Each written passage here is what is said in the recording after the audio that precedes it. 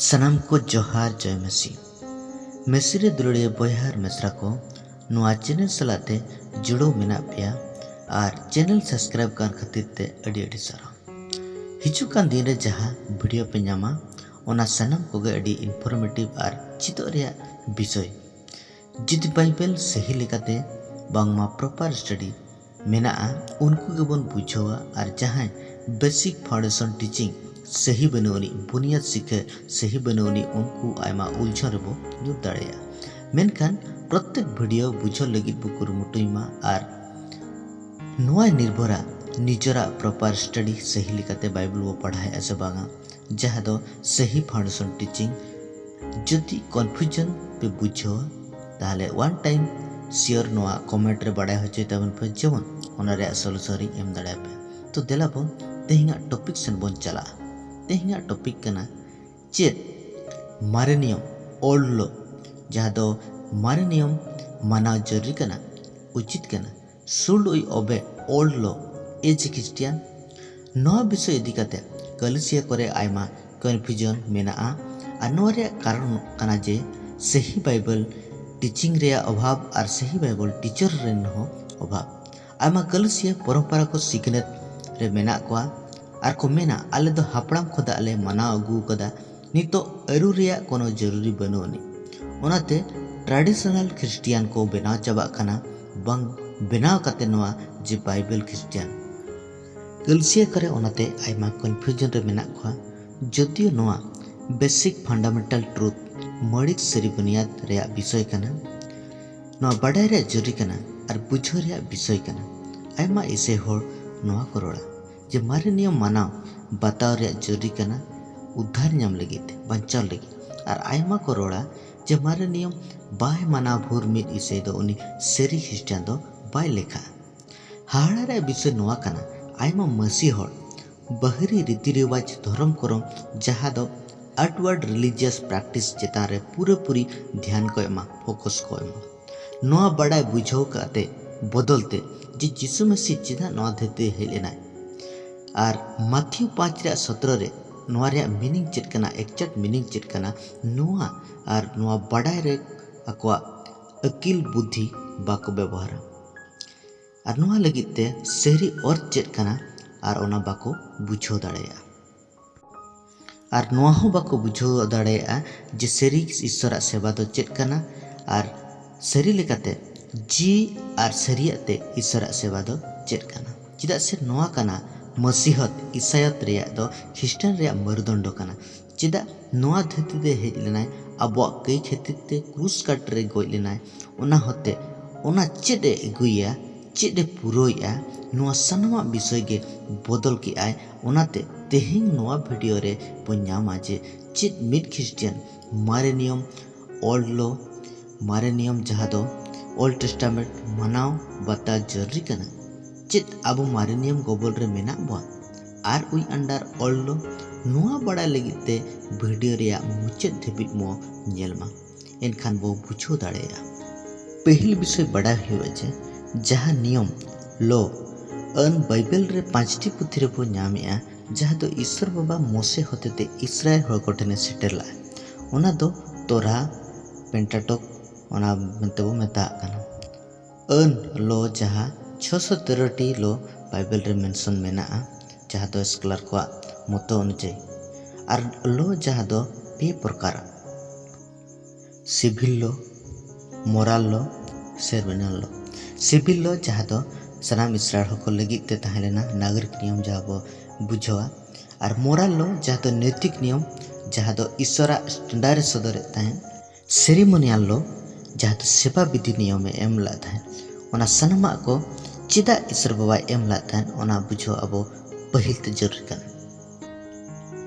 बुझो हुआ जे यीशु मसीह जहाँ दो मोरल लो अरे रिपीटेड का जहाँ दो नवा नियम रे ओना चिदा ओना बुझो हुआ और अन चिदा एमो कना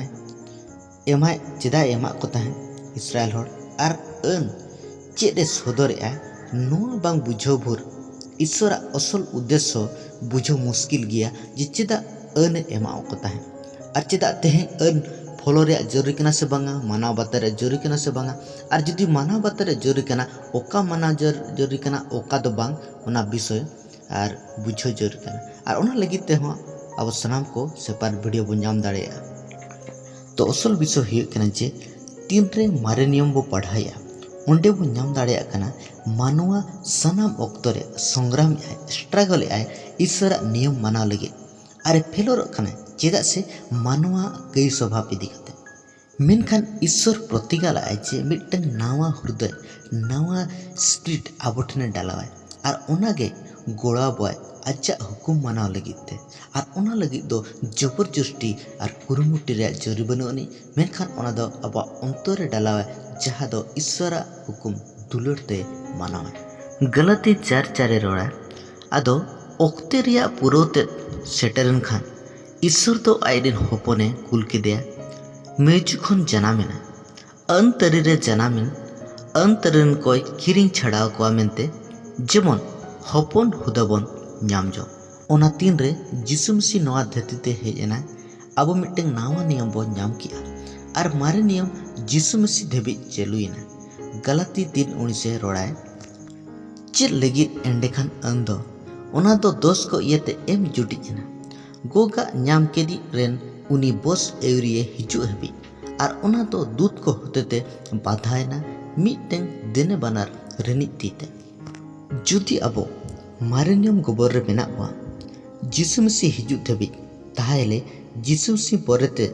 चेद ओना मारे नियम रे चेद हुयुआ ओना तो दिलाबन पढ़ा गलती 3:21 एंडेखान अंदो ईश्वरा गोगा विरुद्ध गया ओहोगे एंते जीत होचो दाड़े किया मिट्टी अन एमाकान ताहे कान खान एंडेखान खट्टी गे धर्म दो अंत गे हुयुआ 22 पद बो पढ़ा मेनखान शस्त्र दो सनाम कोगे कई तबेरे बंदेश अकादा जेमन जिसु मसीह रे विश्वास तेया गोगा दो पतियो को गे एमाको ध्यान सला तबो अंजमा 23 कोदा जहाँ दो 25 पद मेनखान विश्वास अवरी सेटेरो रे अन तरी रेन बन हरो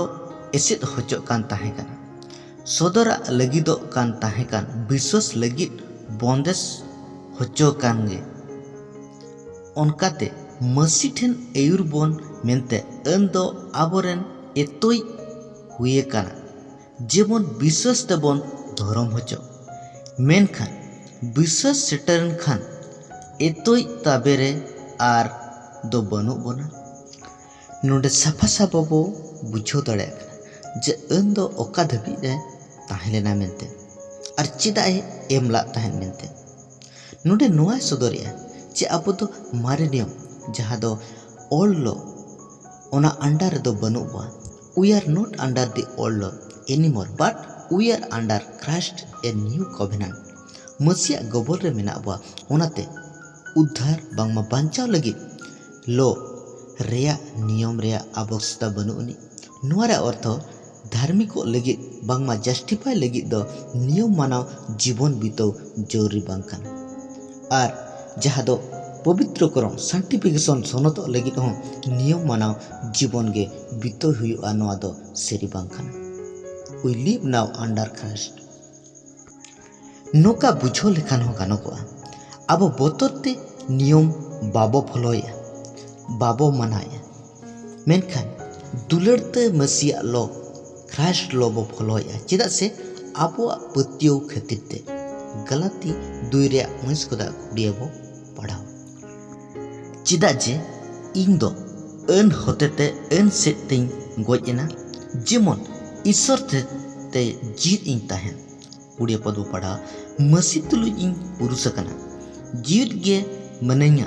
इन आर आदो आर दो बांग मेनखान मसी गे इंगरे जीत ताहेन कना आर नित जिल रे जीत इन ताहेन काना दो ईश्वरन होपन लगी पतियोते जीत अकन इन ताहेन काना ओने उनिए दुलड़ किदी आर इन लगी अपनारे एमेन सो तीन रे अब मिटंग रियल क्रिस्टियन प्रकृत इसे मसी हड़ बो हुयुग कना उनरे नवा जन्म नाम इसे बो हुयुग कना आर ईश्वरिन होपन बो हुयुग कना ईश्वर अबोरे अजा जियई भेजाय कना ओनाते आबो दो नियम प्रति बो गुजुक कना मसी लगिद बो जीद कना नुआ आत्मिक स्वभाव सलाते जहन एक बारे रोड़ा मेनखान तिना जिसु मसीह को आतंक के उनको दो ईश्वरन गिद्रे हुई रिया एक तीरे को नाम किया ओने ओकोय उनिया ᱧᱩᱛᱩᱢ रे को पतियो कान ओने उनको मायाम खन दो बांग जिल रिया सनाते हो बांग हेरल रिया सनाते हो बांग मेनखान ईश्वर खन गे को जनामा कान ओनाते जदि अबो ईश्वरिन हपन काना बो आबो तो मारे नियम तेरिरिन दो बो बांग काना लो जाता अन सनम घुड़ी बिचर बोय दुसिए उदु अबोय मेनखान नितो सनम दाड़ी ईश्वर तुलुई अबोआ जीवी रिलेशन रे मेना बोआ अबो नितो बाबा और हपन सगे तुलुई मेना बोआ नितो बोतर ते ईश्वर बाबा सेवाय कना मेनखान दुलड़ते जहन 14 खुदा 17 बो पढ़ा इंग पे दुलड़ दिन कान इन्या हुकुम को पे दोहोया और इंग दो बाबाइन कोया और उनी दो मिटन एटा सखो सहदी ए मापिया जायचुक आपे तुलुई ताहेना मेनते उनी सरिया रेन जीवगे ओने उनी धरती रेन को ओहो को आतंग दाड़ेले एंते नेल हो बाको नेल कना और बड़ाई हो बाको बड़ाई कदे आपे दोपे बड़ाया दे एंते आपे सावते ताहेन कना और आपे रे ताहेना ओना रे गे कुड़िया खुदा खुशबू पढ़ावा एन हिलो गेपे बड़ाया बांगमा इंग दो एपुई रे मेने냐 और आपे दो इंगरे और इंग दो आपे रे ओकोय ठेन इन्या हुकुम को ताहेन कना और ओना कोई दोहोयदा उनी ठेन गे इन सदरवा ओनाते बुझो हुआ जे यीशु मसीह के लो फुलफिल ले आए आज गे अने पुरोल आए आज गे नियम लो कना आज गे कथा ते कना गलती को 6:2 रोड़ा भरिए तो गो गोपड़ो पे और उनकाते मसीह अन पुरो पे नुआ पाले सनाम को बढ़ाया जे यीशु मसीह रोड लदाय सनाम अन और नेबी को कथा बारिया हुकुम रे अका कना ओनाते बुम पढ़ावा माथे अलकर भाग्य संपद 22 रिया 34-40 और सादिक को तेट केट कोआ मेनते फरसी को आंजम केट खान को जारवा मिटना और उनको मोद रे मिटन अन गुरु दो बिडो लगी दे कुली की दे ए गुरु अन रे मारंग हुकुम दो ओकाटा कना आदोय मेता दे प्रभु आमरन ईश्वर दो आमा गोटा अंतरते आमा गोटा जीवते और आमा गोटा मोनेते दुलड़ेम नुआ के मारंग और पहिल हुकुम दो और दोसरा दो नुआ ओना कना लेकाना गे आम आड़े पासेरन होड़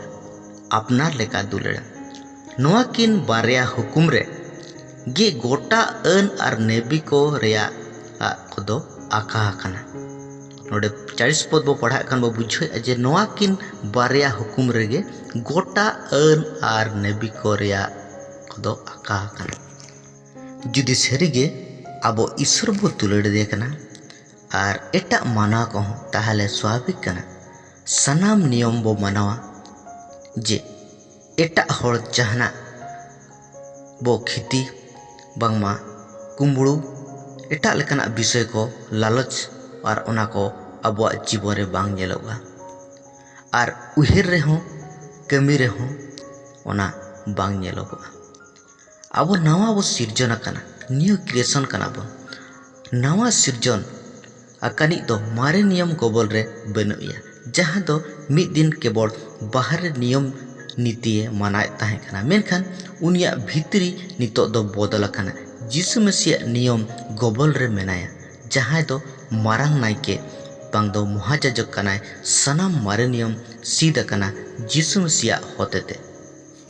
एवरी 7:11-12 ओंडे ओल कना आदो लिवी रेया नायके गिरी होते तेगे सेबित होचो हुई लेन खान हुनंग एनते ओना तरी रेगे दिसोम हर दो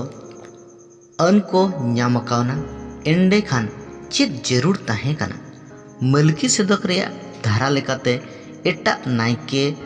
ते तिंगुन रेया दो और आरोन रेया धारा लेकाते बिको कनी दो बांग एनते नायके गिरी फेराव कना काजक तेगे अन रेया हो मिटeng फेरा फेरी हुयुग गिया नोडे साफा साफी बुझाव दाड़ेयाग कना जे आन रेया बदलाव हों हुयुआ मेंते और जहाँ दो नावा नियम जहाँ मसी होतेते हेजना नोआ सगे जोड़ाव केन बा नोआ कथा हों बाडाय हुयुग ताबोआ जे जिसु मसीह पेत्यो आज्ञाकारी जीवने अगुया मेनखान ओना आज्ञाकारी ओबीडियंस लाइफ आबो बाय बांचा दाड़ेयाबो पेत्यो गे आबो उद्धार एमाबो एफिसी 2:8-9 बो पढ़ावा एनते दया तेपे बांचाव कना विश्वास ते और ओना दो आपे खोना दो बांग ईश्वरा दान कना और कमितिया हो बांग कना जेमन ओकोय हो आलोको सारहाव नोंडे बो बड़ा दाड़ेया कना जे आबो दो पतियो होते तबो उद्धार बांचाव बो नामे और ओना पतियो गे भागे कमी सेने एयुरी दी बा भागे कमी होते तो बा बांचाव कना मेनखान बांचाव कान खातिर ते आबो भागे सेन भागिया बो कमी कना आयमा निजर कुरुमुटु तेगे पाप खोदा जितो लगित को कुरुमुटिया निजरा बुद्धि इच्छा इमोशन दाड़ेते जितो लगित को कुरुमुटिया मेनखान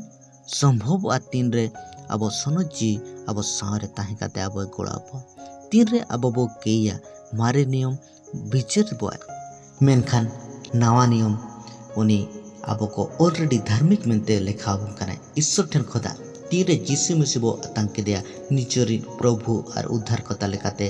और उन जगह गे आबो दो सेरी ईश्वर होपन बो हुयुग कना और